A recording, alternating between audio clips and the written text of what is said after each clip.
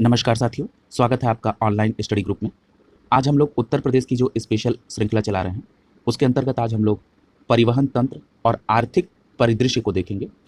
इन दोनों सेक्शन से करंट में कई सारे डेवलपमेंट हुए हैं, इसलिए ये इन टॉपिक को हम लोग करंट से भी कोरिलेट करके देखेंगे और ये परीक्षा के दृष्टिकोण से बहुत इंपॉर्टेंट प्रश्न है। चलिए शुरू करते हैं आज की ये श्रृंखला। पहला प्रश्न है, निम्न में किसका प्रयोग राष्ट्रीय जलमार्ग के रूप में किया जा रहा है? तो आपका सही जवाब होगा प्रयागराज एवं हल्दिया के मध्य गंगा का प्रयोग राष्ट्रीय जलमार्ग के रूप में किया जा रहा है, यानी प्रश्न संख्या 1 का सही जवाब होगा ए। अगला देखिए, कह रहा है कि पूर्वांचल एक्सप्रेसवे कितने जिलों से होकर गुजरती है? तो आपका सही जवाब होगा पूर्वांचल एक्सप्रेसवे 9 जिलों से होकर गुजरती है। यहाँ पर विकल्प डी सही हो जाएगा। अब यहाँ पर 9 जिले कौन कौन से हैं, इनको पहले समझ लिया जाए। जिन 9 जिलों से होकर गुजरते हैं ये गाजीपुर से लेकर लखनऊ तक हैं, और ये जो पूर्वांचल एक्सप्रेसवे है इसकी लंबाई लगभग 341 किलोमीटर है, ये भी आपको याद रखना चाहिए। अगर हम लखनऊ से चलें तो लखनऊ, बाराबंकी, अमेठी, सुल्तानपुर, अयोध्या, अंबेडकर नगर, आजमगढ़, मऊ, गाजीपुर, ये टोटल 9 जिले पूर्वांचल एक्सप्रेसवे में आते हैं। अब इसमें क्या नई डेवलपमेंट हुई है, करंट से कैसे इसको कोरिलेट करा जाए। याद रखिएगा 16 नवंबर 2021 को प्रधानमंत्री महोदय द्वारा इस पूर्वांचल एक्सप्रेसवे, जो अब देश का सबसे लंबा एक्सप्रेसवे है, इसका उद्घाटन कर दिया गया है, इसलिए ये करंट के दृष्टिकोण से काफ़ी इंपॉर्टेंट है। और इसका उद्घाटन किस जिले में किया प्रधानमंत्री महोदय ने? तो सुल्तानपुर में किया था।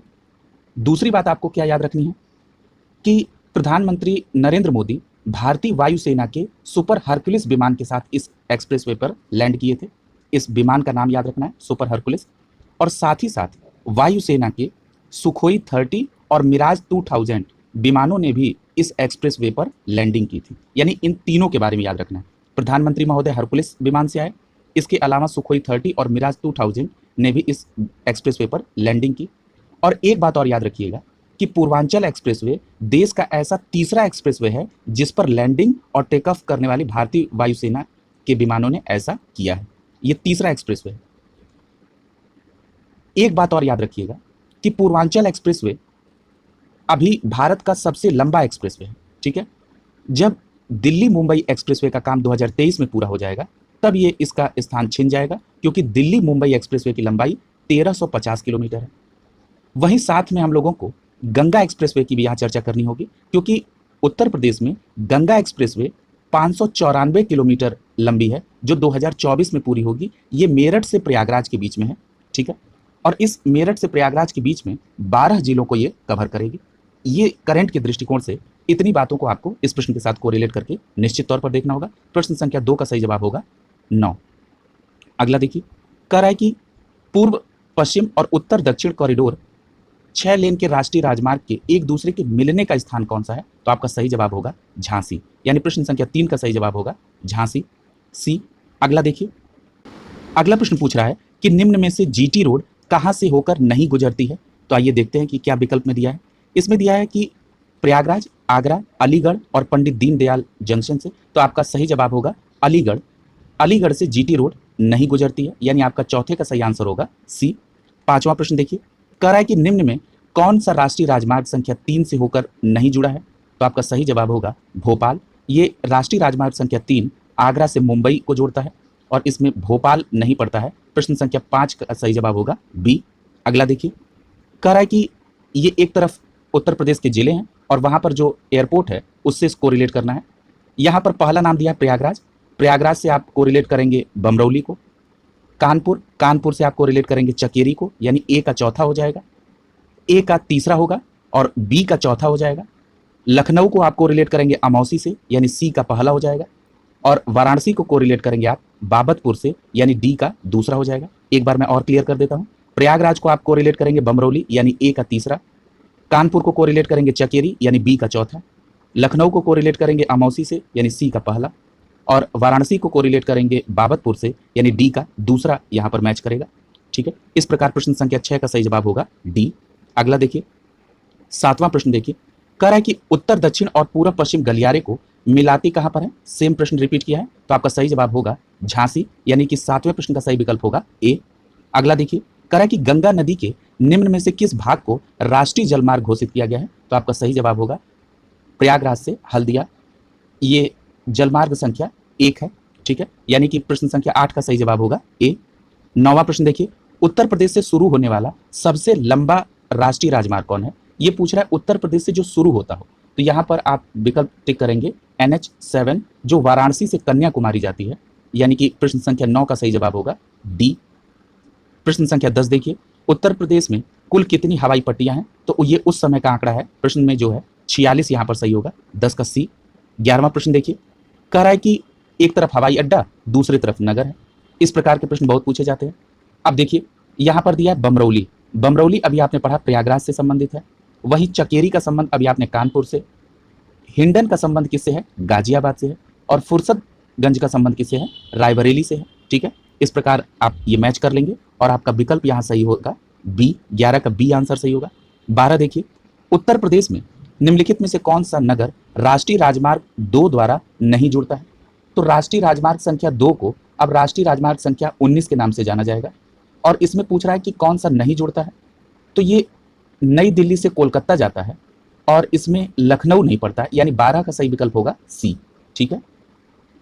प्रश्न संख्या 13 देखिए, प्रदेश में सबसे लंबा राष्ट्रीय राजमार्ग कौन है? तो आपका सही जवाब होगा NH2 जिसे अब NH19 के नाम से जाना जा रहा है। प्रश्न संख्या 13 का सही जवाब होगा ए। अगला देखिए 14वां प्रश्न देखिए, यहां पर फिर वही सुमेलित करना है। आ जाइए अब हवाई अड्डे की तरफ से चलिए। अगर हम बाबतपुर की बात करें तो बाबतपुर किससे होगा? वाराणसी से होगा। अगर हम खेरिया की बात करें तो खेरिया का संबंध किससे होगा? आगरा से होगा। अगर हम अमौसी की बात करें तो अमौसी का संबंध किससे होगा? लखनऊ से। चकेरी का संबंध अभी आपने पढ़ा है किससे होगा? तो चकेरी का संबंध होगा कानपुर से, ठीक है। इस प्रकार आपने सारे विकल्प को देख लिया और 14 का सही आंसर होगा डी। 15वां प्रश्न देखिए, 15वें प्रश्न में कह रहा है कि निम्नलिखित में से देश का सबसे लंबा आंतरिक जलमार्ग कौन सा है? तो आपका सही जवाब होगा प्रयागराज से हल्दिया, यानी 15 का सही जवाब होगा डी। अगला देखिए, यमुना एक्सप्रेसवे ये किसके बीच में है? तो यमुना एक्सप्रेसवे आगरा से ग्रेटर नोएडा के बीच में है, यहां पर 16 का सही जवाब होगा बी। इस समय एक्सप्रेसवे पे काफी वर्क चल रहा है, इसलिए परीक्षा के दृष्टिकोण से ये काफी इंपॉर्टेंट है। याद रखिएगा, यमुना एक्सप्रेसवे को पूर्व में ताज एक्सप्रेसवे के नाम से जाना जाता था, और ये आगरा से ग्रेटर नोएडा के बीच में 5 जिलों को कवर करता है। कौन कौन से जिले हैं? गौतम बुद्ध नगर, अलीगढ़, मथुरा, हाथरस और आगरा। और यहाँ पर एक प्रश्न और पूछा जा सकता है कि यमुना एक्सप्रेसवे की लंबाई कितनी है? तो आपका जवाब होगा 165.53, ठीक है। ये इतनी बातों को आपको यमुना एक्सप्रेसवे के बारे में याद रखना होगा। हमने अभी गंगा एक्सप्रेसवे के बारे में चर्चा कर ली है। एक एक्सप्रेसवे और है जिसके बारे में अभी चर्चा चल रही है, वो है बुंदेलखंड एक्सप्रेस, उसको भी देख लीजिए। बुंदेलखंड एक्सप्रेसवे टोटल 296 किलोमीटर लगभग है, और ये 7 जिलों को कवर करेगा, जो चित्रकूट से इटावा तक का है। अब ये कौन कौन से जिले हैं इसको भी देख लीजिए, जैसे चित्रकूट है, बांदा है, महोबा है, हमीरपुर है, जालौन है, औरैया है और इटावा है। एक बात याद रखिएगा कि इधर जो परीक्षा के प्रश्न पत्रों का जो पैटर्न है उसमें जिले दे देता है और पूछ लेता है कि इनमें से कौन इस एक्सप्रेसवे से संबंधित नहीं है, इसलिए इन जिलों पर भी आप विशेष ध्यान देंगे। यानी प्रश्न संख्या 16 का सही जवाब होगा बी, और हम लोगों ने जितने पॉसिबल एक्सप्रेसवे थे उनको कवर कर लिया है। अगला देखिए, कह रहा है कि यमुना एक्सप्रेसवे निम्न में से कहां से नहीं गुजरती? देखिए अभी हमने आपको चर्चा की थी, यमुना एक्सप्रेसवे हम लोगों ने क्या पढ़ा था? गौतम बुद्ध नगर से होकर गुजरती है, सही है। अलीगढ़ से होकर गुजरती है, सही है। हाथरस से होकर गुजरती है। इस प्रश्न में हाथरस भी यमुना एक्सप्रेसवे में शामिल है। अभी हमने आपको बताया कि यमुना एक्सप्रेसवे में गौतम बुद्ध नगर, अलीगढ़, मथुरा, हाथरस और आगरा शामिल है। ये 17 डिस्प्यूटेड हो जाएगा। अगला 18 देखिए, 18 में लिखा है कि निम्नलिखित में से कौन सा युग्म सुमेलित नहीं है? तो आपका सही जवाब होगा डी ऑप्शन, क्योंकि फुर्सतगंज रायबरेली से संबंधित है, न कि आगरा से संबंधित है। आगरा में खेरिया संबंधित है, ठीक है। अगला देखिए, यानी प्रश्न संख्या 18 का सही जवाब होगा डी। 19 देखिए, लखनऊ आगरा ग्रीनफील्ड एक्सप्रेसवे निम्नलिखित में से किस जिले से नहीं गुजरती है? तो आपका सही जवाब होगा कानपुर देहात, यानी 19वें प्रश्न का सही जवाब होगा ए। 20वां प्रश्न देखिए, कह रहा है कि देश की तीसरी रेल कोच फैक्ट्री कहां पर स्टैब्लिश की गई है? तो आपका सही जवाब होगा रायबरेली में। 20वें प्रश्न का सही जवाब होगा रायबरेली। यहां पर चर्चा हुई है रेलवे की, तो आपको कुछ बातें याद रखनी चाहिए, जैसे रेलवे का उत्तर मध्य रेलवे का जो हेडक्वार्टर है वो कहां पर है? प्रयागराज में है। अगर पूछा जाए कि उत्तर पूर्वी रेलवे का मुख्यालय कहां है? तो आपका जवाब होगा गोरखपुर, ठीक है।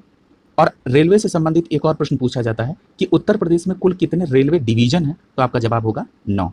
इन बातों को भी आप इस प्रश्न के साथ कोरिलेट करके चलेंगे। प्रश्न संख्या 20 का सही जवाब होगा बी, रायबरेली। 21वां प्रश्न देखिए, राष्ट्रीय राजमार्ग विकास परियोजना के उत्तर प्रदेश के उत्तर, दक्षिण और पूर्वी पश्चिम गलियारे कहाँ मिलते हैं? यह प्रश्न बार बार पूछ रहा है। ये झांसी में मिलते हैं, यानी 21 का सही जवाब होगा बी। यहां एक बात और मैं कोरिलेट करना चाहूंगा। पूर्व के प्रश्न पत्रों को अगर देखें आप, तो एक प्रश्न पूछा गया कि उत्तर प्रदेश राजमार्ग प्राधिकरण की स्थापना कब हुई थी? तो आपका जवाब होगा 2004 में। क्या पूछा गया था? उत्तर प्रदेश राज्य राजमार्ग प्राधिकरण कब स्टैब्लिश हुआ? तो आपका जवाब होगा 2004 में। पूछा गया कि उत्तर प्रदेश राज्य सड़क परिवहन निगम कब स्टैब्लिश हुआ? तो आपका सही जवाब होगा 1 जून 1972 को, यानी रोडवेज की स्थापना 1 जून 1972 को की गई थी। ये भी बात आप याद रखेंगे। प्रश्न संख्या 21 का सही जवाब होगा बी, झांसी में। अगला देखिए, कह रहा है कि आगरा लखनऊ एक्सप्रेसवे की लंबाई क्या है? तो आगरा लखनऊ एक्सप्रेसवे की लंबाई 300 किलोमीटर है, यानी 22वें प्रश्न का सही जवाब होगा ए। अगला प्रश्न देखिए 23, हाल ही में किस अंतर्राष्ट्रीय हवाई अड्डे को दर्जा मिला है? तो आपका सही जवाब होगा कुशीनगर हवाई अड्डे को अभी हाल ही में अंतर्राष्ट्रीय हवाई अड्डे का दर्जा मिला है। परिवहन के सेक्शन से कुछ करंट में नए डेवलपमेंट हुए हैं, उसको भी कोरिलेट करना चाहेंगे। जैसे कुछ रेलवे स्टेशन के नाम बदले गए, जैसे झांसी रेलवे स्टेशन का नाम वीरांगना लक्ष्मीबाई रेलवे स्टेशन किया गया है, इसको याद रखिएगा। एक नया रेलवे स्टेशन है दांदूपुर रेलवे स्टेशन, ये लखनऊ वाराणसी रेलखंड पर है, इसका नाम बदल के मां बाराही देवी धाम कर दिया गया है, ये भी याद रखिएगा। और पूर्व में इलाहाबाद जंक्शन का नाम बदल के प्रयागराज, मुगल सराय जंक्शन का नाम बदल के Deendayal Upadhyay junction, Faizabad railway station का नाम बदल के अयोध्या, और वाराणसी में मंडुआडीह रेलवे स्टेशन का नाम बदल के बनारस कर दिया गया है, ये भी बात आप याद रखेंगे परिवहन में।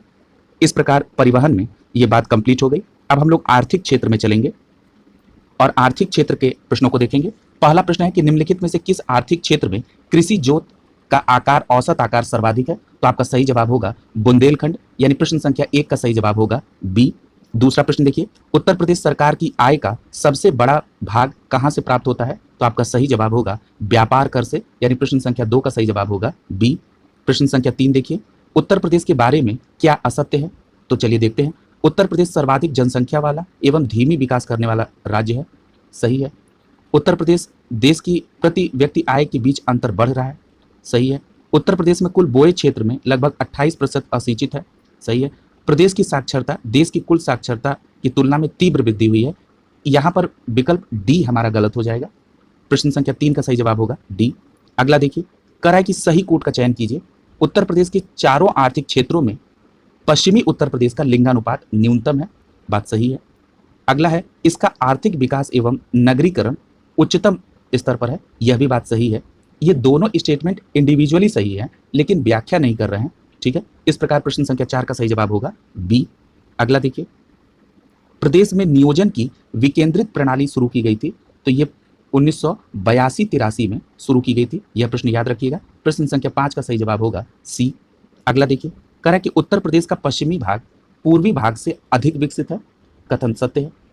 कारण देखिए, यह उसकी सामाजिक, आर्थिक और व्यवस्थापनात्मक प्रादेशिक विषमताओं को प्रतिबिंबित करता है, यह बात बिल्कुल सही है, यानी कारण भी सही है और इन कारणों के आधार पर कथन की भी पुष्टि हो रही है। इस प्रकार प्रश्न संख्या 6 का सही जवाब होगा ए, यानी कथन और कारण दोनों सही है और व्याख्या भी हो रही है।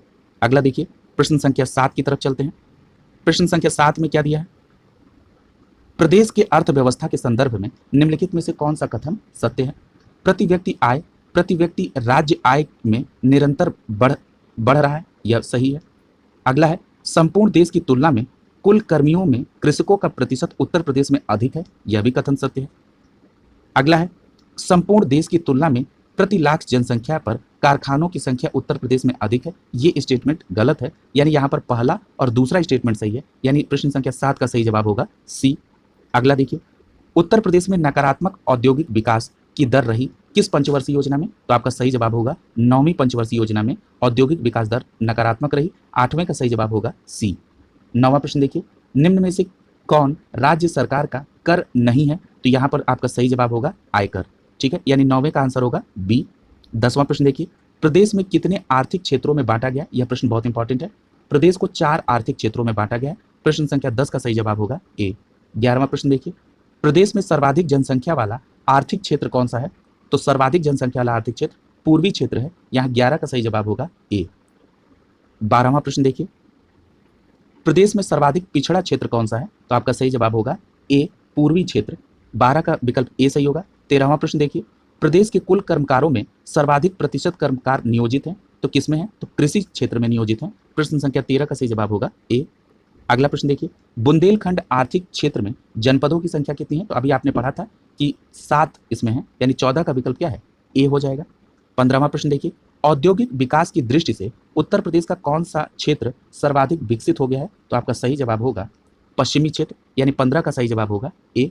16वां प्रश्न देखिए, कह रहा है कि उत्तर प्रदेश में मूल्य वर्धित कर यानी वैट कब लागू हुआ था? तो आपका सही जवाब होगा 1 जनवरी 2008 को उत्तर प्रदेश में वैट लागू हुआ था, यानी 16 का सही जवाब होगा बी। 17वां प्रश्न देखिए, उत्तर प्रदेश में काम व्यापार कर जोन अधिकतर व्यापार कर संग्रह करता है। मैंने ये करा कि निम्नलिखित में से उत्तर प्रदेश का कौन सा व्यापार कर जोन है जो सबसे ज्यादा व्यापार कर संग्रहित करता है? तो आपका सही जवाब होगा लखनऊ, यानी कि 17 का सही जवाब होगा सी। 18वां प्रश्न देखिए, उत्तर प्रदेश राज्य सरकार की आय का सबसे बड़ा भाग कहां से आता है? तो अभी हम लोगों ने चर्चा किया था व्यापार कर से, यानी 18 का सही जवाब होगा सी। अगला देखिए, रेणुकूट में हिंडाल्को की स्थिति का मुख्य कारण क्या है? इसका निकटता क्या है? कच्चे माल से। ठीक है, ये बात आपको याद रखना होगा। और एक बात और यहाँ पे याद रखिएगा कि जो रेणुकूट में हिंडाल्को है ये एल्युमिनियम से संबंधित कारखाना है। दूसरी बात कि रेणुकूट कहाँ पे पड़ता है? तो ये सोनभद्र में पड़ता है। ठीक है, और हिंडाल्को का मतलब ये है कि हिंदुस्तान एल्युमिनियम।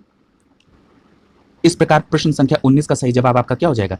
कच्चे माल के कारण स्टैब्लिश है, यानी बी ऑप्शन सही हो जाएगा। 20वां प्रश्न देखिए, निम्न में से कौन प्रदेश का पारंपरिक उद्योग नहीं है? तो आपका सही जवाब होगा उर्वरक, यानी 20वें प्रश्न का सही जवाब होगा बी। 21वां प्रश्न देखिए, निम्नलिखित में से फर्रुखाबाद जाना जाता है? तो फर्रुखाबाद छपाई फार्मों के नाम से उद्योग से जाना जाता है, यानी यहाँ पर छपाई फर्म ज्यादा है, यानी 21 का सही जवाब होगा बी। अगला देखिए, यहां से प्रश्न अब बहुत पूछे जाते हैं। ये कह रहा है कि उद्योग और केंद्र, आंवला का संबंध किससे होगा? तो ये उर्वरक से होगा। मोदी नगर, तो इसका संबंध होगा रबर से। बाराबंकी का संबंध पॉलीफाइबर से, और कानपुर का संबंध विस्फोटक से हो जाएगा। इस प्रकार प्रश्न संख्या 22 का सही जवाब होगा बी। अगला देखिए, पूछ रहा है गीडा। गीडा क्या है? तो गीडा गोरखपुर औद्योगिक विकास प्राधिकरण है। इसका इस्टेब्लिशमेंट कब हुआ था? तो इसका इस्टेब्लिशमेंट 1989 में हुआ था, यानी कि 1989 में गीडा का इस्टेब्लिशमेंट हुआ। गीडा का फुल फॉर्म क्या है? गोरखपुर औद्योगिक विकास प्राधिकरण। इससे संबंधित और भी प्रश्न पूछे जा सकते हैं भविष्य में, जैसे पूछा जा सकता है सीडा क्या है? तो सीडा का मतलब होता है सतहरिया औद्योगिक विकास प्राधिकरण। ये जो सतहरिया औद्योगिक विकास प्राधिकरण है, जिसको आप सीडा कह रहे हैं, ये भी 1989 में ही स्टैब्लिश हुआ था। इसी के साथ आप नोएडा भी याद रखेंगे, नवीन ओखला औद्योगिक विकास प्राधिकरण, जो 1976 में स्टैब्लिश हुआ। एक प्रश्न और पूछा जा सकता है, लीडा किसको कहा जाता है? ये लखनऊ औद्योगिक विकास प्राधिकरण है, जिसको 2005 में स्टैब्लिश किया गया।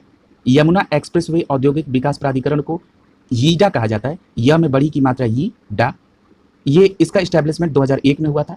और यूपीडा पूछा जाता है, ये 2007 में स्टैब्लिश हुआ था, उत्तर प्रदेश एक्सप्रेसवे औद्योगिक विकास प्राधिकरण। यानी ये जो भी प्राधिकरण थे जहां से प्रश्न पूछे जा सकते थे, उनको एक जगह को रिलेट करा दिया गया। और प्रश्न संख्या 23 का सही जवाब होगा बी। प्रश्न संख्या 24 देखते हैं। 24 में हमको सुमेलित करना है। चुर्क का संबंध किसे? सीमेंट से, यानी ए को आप तीसरे के साथ जोड़ लेंगे। फिरोजाबाद चूड़ियों के लिए, यानी बी को आप चौथे के साथ। अलीगढ़ ताले के लिए, यानी सी को आप पहले के साथ। मेरठ को आप खेल के सामान के लिए, यानी डी को आप दूसरे के साथ कोरिलेट कर लेंगे। इस प्रकार प्रश्न संख्या 24 का सही जवाब होगा सी। अगला देखिए, दादरी, चुनार, चुर्क, डल्ला सभी के कारखाने क्या उत्पादित करते हैं? तो आपका सही जवाब होगा सीमेंट। याद रखिएगा, दादरी, चुर्क, चुनार और डल्ला ये सीमेंट से संबंधित है। प्रश्न संख्या 25 का सही जवाब होगा ए। 26वां देखिए, यहां से प्रश्न बहुत पूछे जाते हैं। रेणुकूट का संबंध किससे है? तो एल्यूमिनियम से है, अभी हम लोगों ने पढ़ा। ऋषिकेश का संबंध किससे है? तो ये एंटीबायोटिक प्लांट के लिए है, यानी कि बी को आप दूसरे से कोरिलेट कर देंगे। मेरठ का संबंध किससे है? खेल के सामान से, यानी सी को आप पहले से कोरिलेट करेंगे। और अलीगढ़ ताले के लिए है, डी को आप तीसरे से कोरिलेट करेंगे। इस प्रकार आपका प्रश्न संख्या 26 का सही जवाब क्या हो जाएगा? सी हो जाएगा। 27वां देखिए, उत्तर प्रदेश में प्रथम निर्यात संवर्धन औद्योगिक पार्क स्थापित हुआ था। यहां प्रथम पूछ रहा है, तो आपका सही जवाब क्या हो जाएगा कि प्रथम कब स्थापित किया गया था? तो आपका सही जवाब होगा आगरा में, यानी कि प्रश्न संख्या 27 का सही जवाब होगा सी। अगला देखिए, करा कि फिर सूची सुमेलित करना है। फिरोजाबाद का संबंध किससे है? तो चूड़ियों से है। कानपुर का संबंध चर्म माल से है, यानी चमड़े से। फिर है नजीमाबाद, नजीबाबाद जो है इसका संबंध है प्लाईवुड से, यानी नजीबाबाद का संबंध प्लाईवुड से, यानी सी को आप चौथे से। सहारनपुर का संबंध किससे है, तो सहारनपुर का संबंध कागज से है, यानी डी को आप तीसरे से कोरिलेट करेंगे। इस प्रकार प्रश्न संख्या 28 का सही जवाब होगा ए। अगले प्रश्न की तरफ चलिए, 29वां प्रश्न। ये हाल ही में अभी किसी पेपर में पूछा गया था कि उत्तर प्रदेश खादी ग्राम उद्योग बोर्ड की स्थापना कब हुई थी, तो आपका सही जवाब होगा 1960 में, यानी प्रश्न संख्या 29 का सही जवाब होगा बी। प्रश्न संख्या 30 देखिए, उत्तर प्रदेश में दियासलाई उद्योग का प्रमुख केंद्र कौन सा है, तो आपका सही जवाब होगा बरेली। और बरेली को अभी आपने एक चीज और जानना है कि बरेली फर्नीचर के लिए, कास्ट नक्काशी के लिए भी फेमस है, यानी दियासलाई के साथ इनको भी आप याद रखेंगे। प्रश्न संख्या 30 का सही जवाब होगा ए बरेली। प्रश्न संख्या 31 देखिए, फिर सुमेलित करना है। यहां लकड़ी के खिलौने को आप सुमेलित करेंगे किससे, लकड़ी के खिलौने वाराणसी से संबंधित हैं, यानी ए को आप तीसरे से कोरिलेट करेंगे, याद रखिएगा, लकड़ी के खिलौने वाराणसी से। खेल का सामान आप कोरिलेट करेंगे मेरठ से। पीतल की मूर्तियां कोरिलेट करेंगे आप मथुरा से, और दियासलाई कोरिलेट करेंगे बरेली से, ठीक है। यानी इस प्रकार प्रश्न संख्या 31 का सही जवाब हो जाएगा डी। अगला देखिए, फिरोजाबाद का संबंध किससे है, चूड़ियां से, यानी 32 का सही जवाब होगा ए। 33वां देखिए, देश की तीसरी रेल कोच फैक्ट्री कहां पे स्टैब्लिश है, तो आपने अभी पढ़ा है रायबरेली में, 33 का सही जवाब होगा बी। 34वां प्रश्न देखिए, रोजगार की दृष्टि से उत्तर प्रदेश का सबसे बड़ा उद्योग कौन सा है, तो आपका सही जवाब होगा हथकरघा उद्योग, यानी 34 का सही जवाब होगा बी। 35वां देखिए, जिसके लिए चुनार प्रसिद्ध है वो कौन सा है, तो चुनार किसके लिए प्रसिद्ध है, सीमेंट।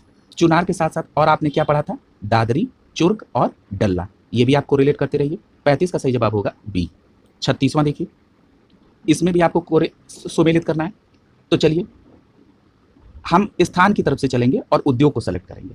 जैसे सहारनपुर, सहारनपुर किसके लिए फेमस है, तो अभी आपने पढ़ा कागज के लिए, और कागज के साथ साथ सहारनपुर जरी के लिए भी फेमस है। अगला है बरेली, बरेली का संबंध किससे है, फर्नीचर से, और अभी हमने बताया कि बरेली फर्नीचर, कास्ट नक्काशी और दियासलाई के लिए भी फेमस है, इसको भी कोरिलेट करते चलिए। अगला नाम है चुर्क, चुर्क का संबंध किससे है, सीमेंट से है। और अगला है कानपुर, कानपुर का संबंध किससे है, तो कानपुर का संबंध इलेक्ट्रॉनिक से यहाँ पे होगा, यानी आप यहाँ पे सी को चौथे के साथ कोरिलेट कर देंगे। इस प्रकार आपका सही आंसर होगा प्रश्न संख्या 36 का ए आंसर सही होगा। प्रश्न संख्या 37 देखते हैं। 37 में पूछ रहा है कि निम्नलिखित में से कौन सा सुमेलित नहीं है। कह रहा है कि डीजल लोकोमोटिव कारखाना वाराणसी में, बिल्कुल सही है। इंडियन टेलीफोन इंडस्ट्री नैनी, ये भी सही है। मॉडर्न बेकरी लखनऊ में नहीं है, यानी 37 का सही जवाब होगा सी। तेल शोधक कारखाना मथुरा में, ये भी सही है, यानी 37 का सही जवाब होगा सी। 38वां प्रश्न देखिए, उत्तर प्रदेश में विशिष्ट आर्थिक जोन स्थापित किए गए हैं, तो आपका सही जवाब क्या होगा, कहाँ पे स्थापित किए गए हैं, आगरा, कानपुर और नोएडा में, यानी प्रश्न संख्या 38 का सही जवाब क्या दिख रहा है, ए सही हो जाएगा। 39वां देखिए, निम्नलिखित में से कौन सा सुमेलित नहीं है। फिर पूछ रहा है डीजल लोकोमोटिव वर्क्स वाराणसी, सही है। इंडियन टेलीफोन इंडस्ट्रीज रायबरेली, सही है। अभी आपने पूर्व में नैनी भी पढ़ा था, ये भी सही है।